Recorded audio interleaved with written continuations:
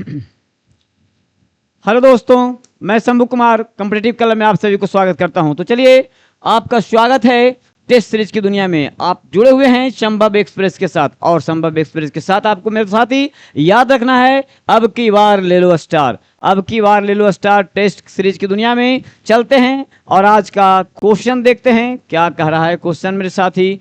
तो आप देखेंगे कि प्रत्येक दिन में 50वां नंबर का जो क्वेश्चन होता है आप लोग के लिए छोड़ता हूं। और ये पिछले वीडियो का जो है 50 नंबर का क्वेश्चन ये था, टाका लगाने वाली मिश्र धातु है। अब देखा जाए कि टाका लगाने वाली मिश्र धातु में क्या क्या सम्मिलित है।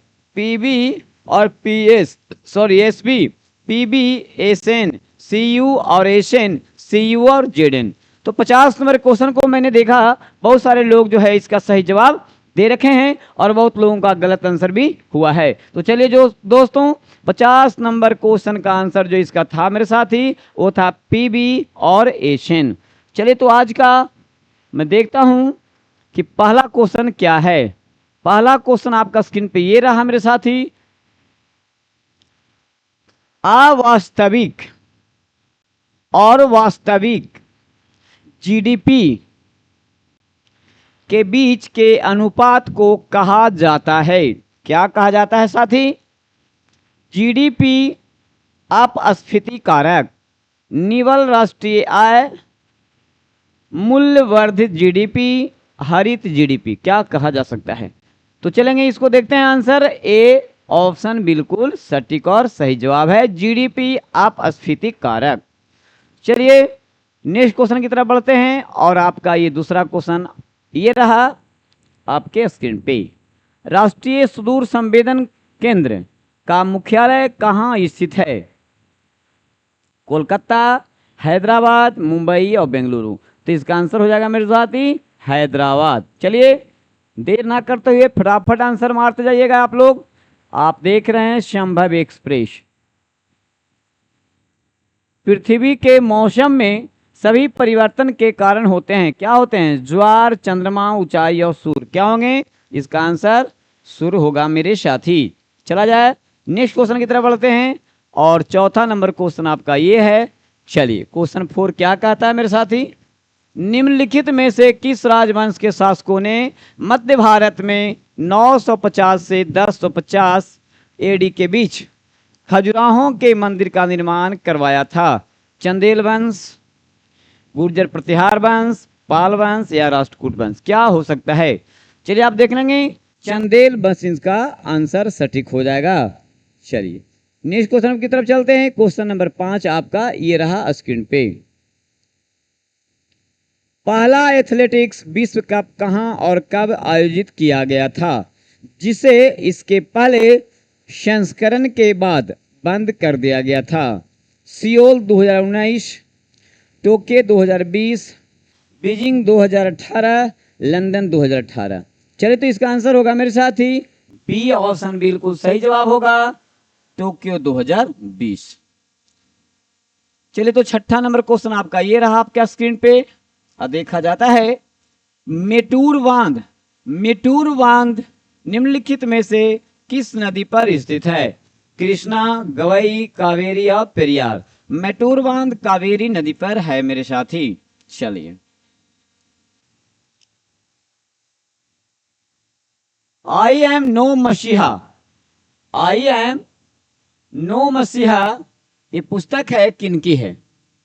सोनू निगम, आमिर खान, सलमान खान, सोनू सूद। तो ये सोनू सूद जी का है। नेक्स्ट क्वेश्चन पे आइए। नेक्स्ट क्वेश्चन पर आपका ये रहा, कोपेन के अनुसार निम्नलिखित में से कौन सा कोड शुष्क सर्दियों के साथ ठंडी जलवायु को व्यक्त करता है? डीएफ, ईएफ, ईटी या डब्ल्यूएफ? Sorry DW. तो आपका आंसर बिल्कुल डीडब्ल्यू ही होगा, ड्राई और विंटर। याद रखेंगे, शुष्क और सर्दी। चलिए 9 नंबर क्वेश्चन आपके स्क्रीन पे ये है, जीएनपी के संबंध में निम्न में से कौन सा विकल्प सही है? जीएनपी बराबर जीडीपी प्लस शेष विश्व में नियोजित उत्पादन के घरेलू कारक। द्वारा अर्जित कारक आय प्लस घरेलू अर्थव्यवस्था में नियोजित विश्व के उत्पादन कारकों द्वारा अर्जित कारक आय। दूसरा है जीएनपी जीडीपी प्लस शेष विश्व में नियोजित उत्पादन के घरेलू कारकों द्वारा अर्जित कारक आय घरेलू अर्थव्यवस्था में नियोजित शेष विश्व के उत्पादन कारकों द्वारा अर्जित कारक क्या हो सकता है। ये कह रहा है कि जीएनपी जीडीपी माइनस, तो माइनस वाला तो कभी होगा ही नहीं दोस्त, यहाँ तो ऐसे ही गलत हो गया। अगला भी दे रहा है जीएनपी जीडीपी माइनस शेष विश्व, ये भी गलत हो गया। तो प्लस प्लस वाले में देखिए कौन कौन सा आंसर है। तो जीएनपी बराबर जीडीपी शेष विश्व में नियोजित उत्पादन के घरेलू कारकों में द्वारा अर्जित कारक आय प्लस घरेलू अर्थव्यवस्था में नियोजित शेष। अगला है शेष विश्व में नियोजित उत्पादन घरेलू कारकों द्वारा अर्जित कारक आय और घरेलू अर्थव्यवस्था में नियोजित शेष विश्व के उत्पादन कारकों द्वारा अर्जित कारक। तो अब इसका आंसर बी बिल्कुल सही होगा मेरे साथी। चलिए नेक्स्ट क्वेश्चन की तरफ चलते हैं। अगला क्वेश्चन आपका 10 नंबर का क्वेश्चन ये है, निम्नलिखित नदियों में कौन सी सिंधु नदी के प्रणाली की सहायक नहीं है। सिंधु नदी तंत्र की जो प्रणाली है उसमें ब्यास है, रावी ब्यास दोनों है, सतलज भी है, कोसी नहीं है, कोसी गंगा का है, कोसी गंगा का है, इसलिए आंसर आपका डी बिल्कुल सही जवाब है। पूछ रहा कौन नहीं है। चलिए 11 नंबर क्वेश्चन पर आते हैं। 11 नंबर क्वेश्चन ये है, निम्नलिखित में से गलत कथन की पहचान कीजिए। एक स्वतंत्र रूप से लटका हुआ छड़ चुंबक उत्तर दक्षिण दिशा में इंगित होता है, बिल्कुल ये बात सही है जी। कई क्षेत्र रेखाएं चुंबकीय क्षेत्र के अंदर किसी दिए गए बिंदु पर प्रतिच्छेद करती है, प्रतिच्छेद तो कभी नहीं करेगा, यही क्वेश्चन गलत है। गलत क्वेश्चन को तो पूछ रहा है, आंसर तो आपका निकल के आ गया मेरे सामने बी। किसी क्षण चुंबक के बाहर चुंबकीय क्षेत्र रेखाओं की दिशा उत्तरी ध्रुव की ओर होती है, बिल्कुल ये बात सही है। प्रतिकर्षण चुंबकत्व का संपुष्ट परीक्षण भी है, यानी इसका आंसर बी बिल्कुल सही जवाब है साथी। नेक्स्ट बढ़ते हैं। 12 नंबर क्वेश्चन क्या कहता है, सूर्य से आने वाली किरणें वायुमंडल द्वारा अपवर्तित होती है, इसके कारण आभासी सूर्योदय वास्तविक सूर्योदय से लगभग कितने मिनट पहले या बाद में होता है। 1 मिनट बाद, 1 मिनट पहले, 2 मिनट बाद या 2 मिनट पहले। तो आंसर आपका दिल्ली आंसर बिल्कुल सही होगा, यानी डी 2 मिनट पहले।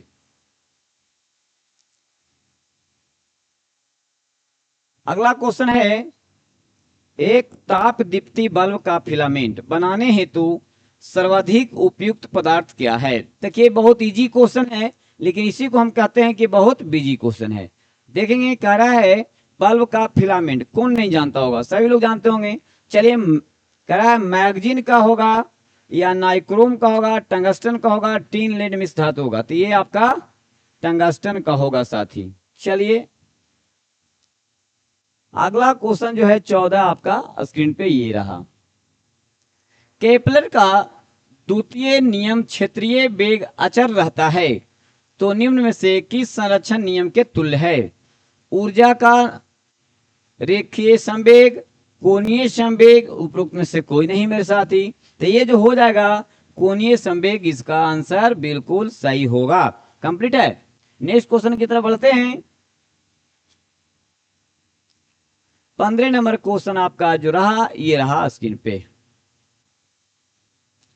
निम्नलिखित में से कौन सी राशि अदिश नहीं है। इसका मतलब अदिश कौन है, तो पहले अदिश ये है, अदिश ये है और अदिश ये है, कौन नहीं है। तो बे बी वित्सा, यानी विस्थापन जो है सदिश है। आया पूछ रहा कौन अदिश नहीं है। चलिए नेक्स्ट क्वेश्चन आपका ये आता है, भारतीय खिलाड़ियों के दल ने पेरिस पैरा ओलंपिक 2024 खेलों में कितने स्वर्ण पदक जीते थे। बोला जा रहा है 0, 6, 7, 29। तो आंसर होगा मेरे दोस्त 7। चलिए 17 नंबर क्वेश्चन आपके पास ये रहा। Sport star focus Bihar conclave 2025 में किसे अनसंग हीरो पुरस्कार से सम्मानित किया गया है? जयप्रकाश सिंह, शिवा केशवन, शरद कुमार, मोहम्मद रियान, किसे दिया गया है? तो इसका आंसर होगा जयप्रकाश सिंह। चलिए अगला क्वेश्चन है साथी, फटाफट आंसर लगाते चलिए। कारवी युवा महोत्सव का आयोजन कहाँ होता है? महाराष्ट्र, राजस्थान, असम, पंजाब। चलिए हमारी स्टाक्स आंसर देखिए, इसका आंसर आपका बी बिल्कुल सही जवाब होगा साथी।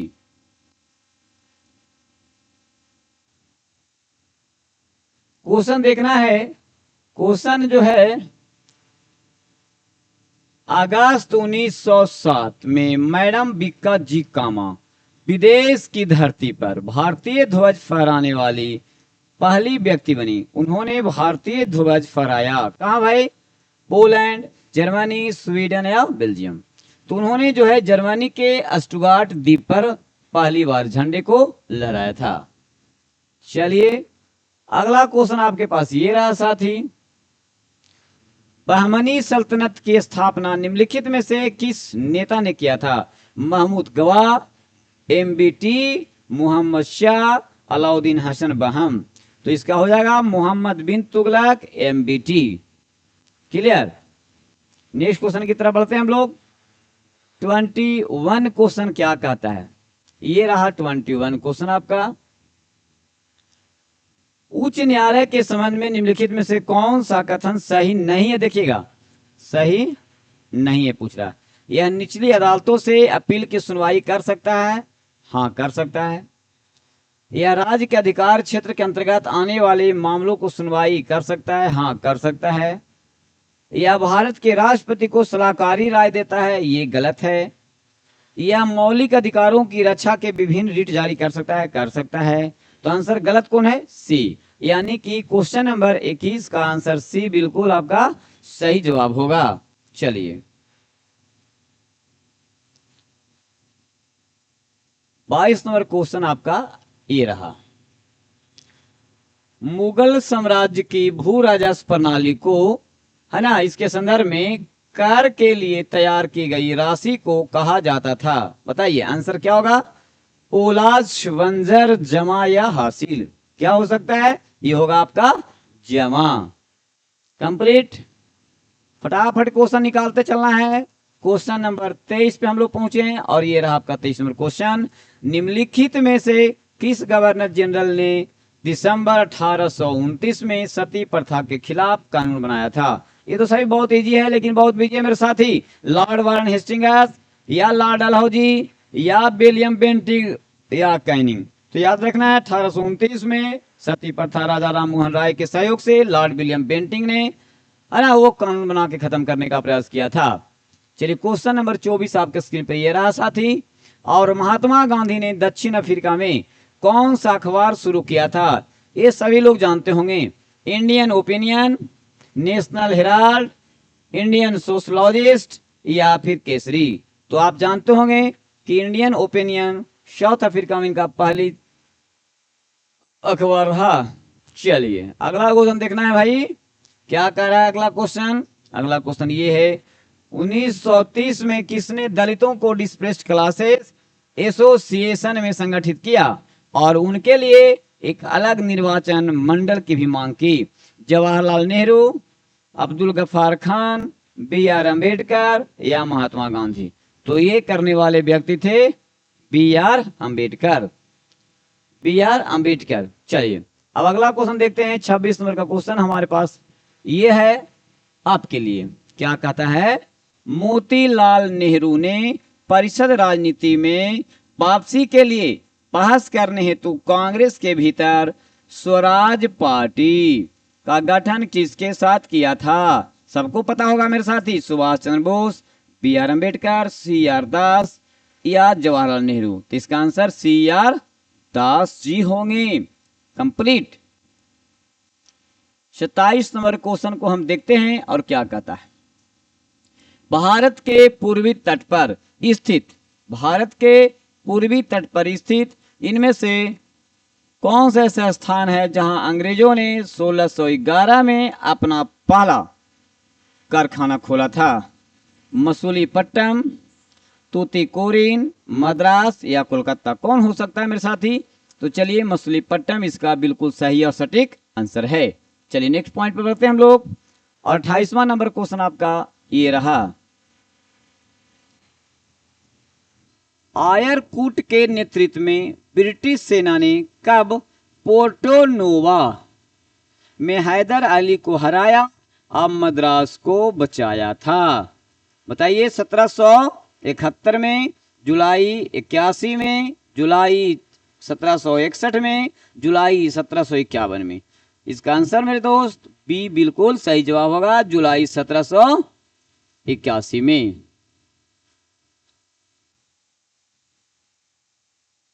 पृथ्वी का द्रव्यमान m तथा त्रिज्या r है। व्यक्ति भूमध्य रेखा पर भारहीन महसूस करे, इसके लिए पृथ्वी का एक दिन कितना लंबा होना चाहिए?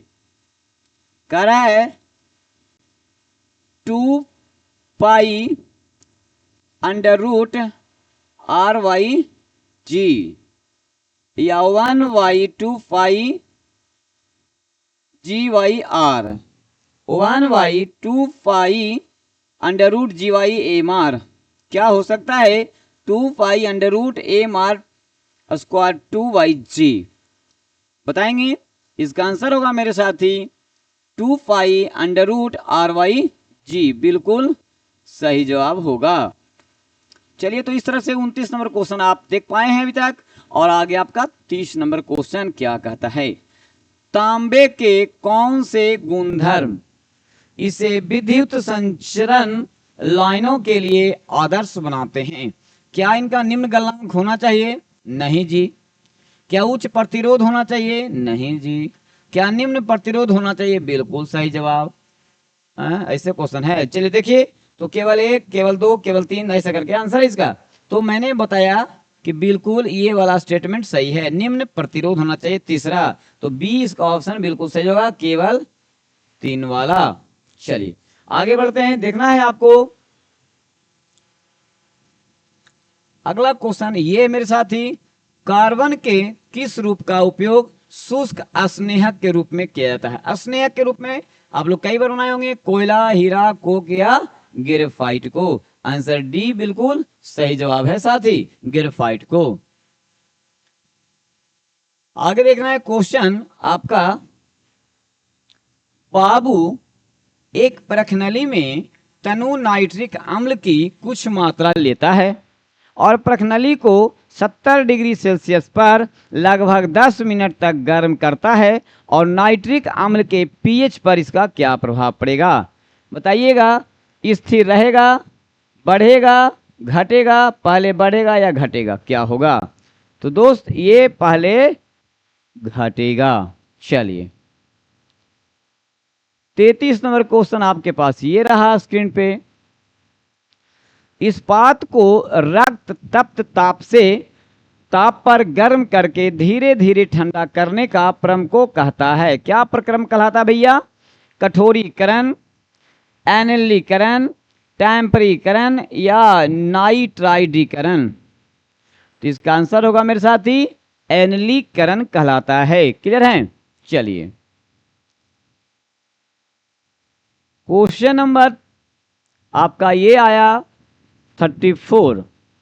महाराष्ट्र की पहली महिला पुलिस निदेशक किन्हें नियुक्त किया गया है? ऑप्शन देखना है, रश्मि शुक्ला, प्रीति रजक, रितु वाहरी और फातिमा वसीम। तो महाराष्ट्र की जो है नई पुलिस निदेशक जो महिला बनी है उनका नाम है रश्मि शुक्ला। 35 नंबर क्वेश्चन आपके स्क्रीन पे ये रहा। देखना है, बिहार विधानसभा ने बिहार लोक परीक्षा अनुचित साधन निवारण विधेयक 2024 पारित किया। इसके तहत पेपर लीक करने के दोषियों को अधिकतम कितनी सजा का प्रावधान किया गया है? 14 साल, 1 करोड़ का जुर्माना, 10 साल और 1 करोड़ का जुर्माना, 8 साल 1 करोड़ का जुर्माना, या 5 साल कैद और 1 करोड़ जुर्माना। क्या किया गया है? तो जो इसमें व्यक्ति लिप्त पाए गए हैं या पाए जाएंगे, ऐसे लिए बना है 10 साल का उनका उम्र कैद, 10 साल का कैद होगा, है ना, 10 साल का, और 1 करोड़ जुर्माना, 1 करोड़ जुर्माना। उनका 10 साल तक ला कहाँ रहना है? जेल में, और 1 करोड़ रुपया जुर्माना भी देना पड़ेगा। चलिए 35 नंबर क्वेश्चन हो गया साथी। अब 36 नंबर क्वेश्चन पे आते हैं। क्या कहता है क्वेश्चन? उपस्थिति पोर्टल को किस राज्य सरकार द्वारा लॉन्च किया गया है? झारखंड, बिहार, पश्चिम बंगाल या हिमाचल प्रदेश? बड़ा इजी है मगर बहुत बिजी है, आगामी किसी भी एग्जाम में बिल्कुल आने वाला ये क्वेश्चन है। तो इसका नाम है झारखंड। क्या हो गया? झारखंड। अगला देखना है क्वेश्चन,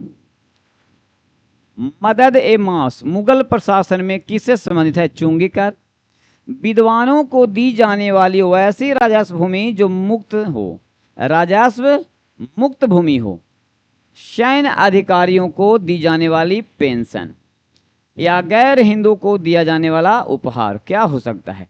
तो मदद ए मास जो है वो है विद्वानों को दी जाने वाली वैसी भूमि जो राजस्व यानी टैक्स से मुक्त होता है। चलिए तो 20 का बिल्कुल सही आंसर।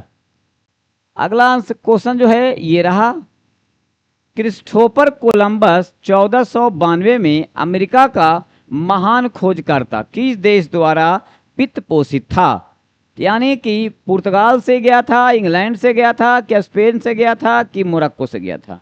तो याद रखिएगा ये स्पेन से गया था, जिन्होंने भारत आने के क्रम में अमेरिका को खोज निकाला, वेस्ट इंडीज नामक द्वीप पर पहले पहले पहुंचा था।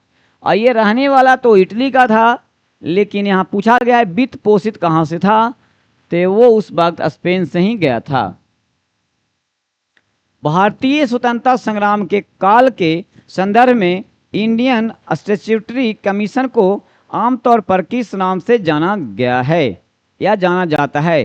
Cabinet mission, Hunter commission, Sadler commission या साइमन कमीशन? तो आप जानिएगा इसको बोला गया है साइमन कमीशन। 40 नंबर क्वेश्चन अब आपके पास ये रहा स्क्रीन पे, फ्रांसीसी क्रांति के समय फ्रांस का शासक कौन था? बड़ा इजी क्वेश्चन है जी। लुई 16वां, लुई 14वां, 13वां या 10वां? कौन था? तो लुई 16वां बिल्कुल इसका सही आंसर होगा मेरे साथी। चलिए, मोहनजोदड़ो से प्राप्त नर्तकी की मूर्ति किस धातु से बनी थी? तो मोहनजोदड़ो में बना होगा, ध्यान रखिएगा, तांबा, पीतल, कांस या सोना? तो कांस्य युगीन था भैया, एक कांसे की मूर्ति मिली थी। अगला देखना है 42 नंबर क्वेश्चन क्या कह रहा है साथी। 42 नंबर का क्वेश्चन आपका ये है स्क्रीन पे, किराता जुर्नियम के लेखक पूछा गया है। भट्टी, शूद्रक, कालिदास या भारवी? कौन हो सकता है? तो किराता जुर्नियम के लेखक हैं भारवी, बिल्कुल आपका सही जवाब। 43 नंबर क्वेश्चन आपके पास ये रहा, और स्वतंत्रता के समय भारत की लगभग निर्भर प्रतिशत, कितने प्रतिशत जनसंख्या कृषि पर थी? कितने प्रतिशत जनसंख्या कृषि पर निर्भर करती थी? 50, 100, 75 या 25? याद रखना है 75% जनसंख्या कृषि पर निर्भर थी। नेक्स्ट क्वेश्चन देखना है आपका ये रहा, निम्न में कौन नदी जो कर्क रेखा को 2 बार काटती है? कर्क रेखा को 2 बार काटती है, याद रखिएगा इसको 2 बार काटती है कर्क रेखा को, याद रखिएगा। कांगो, नील, लिम्पोपो और माही। किसको?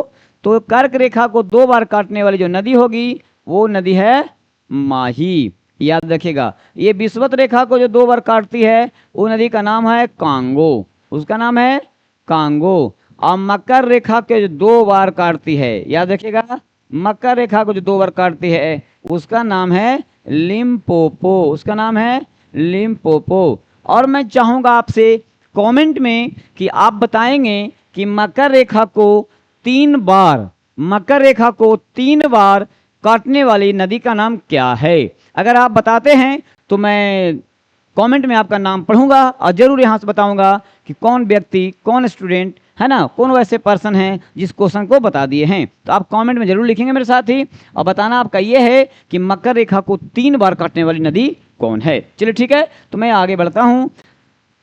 45 नंबर क्वेश्चन आपका स्क्रीन पे ये रहा। रायसीना हिल, बहुत बच्चे जानते होंगे रायसीना हिल स्थित है कहाँ है, तो रायसीन हिल पर ही आपका राजधानी बसा पड़ा है, देश की राजधानी। अगर इतना मैं कह दिया तो आप समझ में आया। तो देखिए इसमें यह वह स्थान है जहां जम्मू और कश्मीर के डोगरा शासकों ने जम्मू में अपना किला बनाया। बताइए जरा, रायसीना पहाड़ी में बताया देश की राजधानी वहां बसा पड़ा है। यह श्रीनगर में स्थित है। यह राष्ट्रपति भवन वाले स्थान पर स्थित है। झारखंड की सबसे ऊंची चोटी है। बताइए, तो रायसीना अभी बताया दिल्ली की राजधानी, तो आपके प्रधानमंत्री या राष्ट्रपति और उनसे संबंधित देखिए राष्ट्रपति भवन कहाँ बना हुआ भैया, तो दिल्ली में। ऑप्शन सी बिल्कुल सही और सटीक जवाब होगा।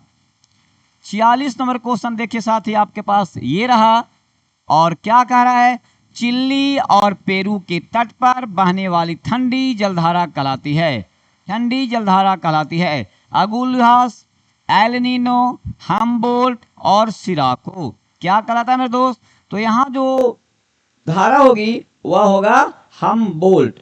हम्बोल्ट धारा जो है आपको पता होना चाहिए कि यह ठंडी जलधारा है। चलिए ठीक है, 47 नंबर क्वेश्चन की ओर चलते हैं हम लोग और देखते हैं क्या है 47 नंबर क्वेश्चन। चलिए ये रहा आपका क्वेश्चन नंबर 47। निम्नलिखित कथनों पर विचार करना है आपको। कियोटो उपसंधि वर्ष 2005 में लागू हुई। हाँ 2005 में लागू हुई, क्योंकि ये 1997 में बैठक हुई थी पहली बार। ठीक है, क्योटो उपसंधि मुख्यतः ओजोन परत की क्षीणता से संबंधित है। नहीं जी, ओजोन परत से नहीं है, ये जो है ग्लोबल वार्मिंग से संबंधित है, जो जलवायु परिवर्तन की बात करता है। याद रखेंगे, जलवायु परिवर्तन की बात करता है। ये वाला आपका गलत हो गया। मीथेन कार्बन डाइऑक्साइड की तुलना में, कौन, CH4 यानी मीथेन कार्बन डाइऑक्साइड की तुलना में ग्रीन हाउस गैस के रूप में अधिक हानिकारक है। तो मीथेन अधिकार हारक नहीं होगा। देखेंगे कार्बन डाइऑक्साइड की तुलना में अभी हमारे देश में नाम सुने होंगे आप लोग कि CFC क्लोरोफ्लोरोकार्बन से बहुत ज्यादा प्रभावित हो रहा था। आइए कार्बन डाइऑक्साइड से भी ज्यादा हानिकारक था, लेकिन अब इसकी थोड़ी हमारे के यहाँ तो कमी आई है, लेकिन इसके जगह पर हमारे के यहाँ चल रहा है अभी HFC का मतलब हुआ हाइड्रो फ्लोरोकार्बन।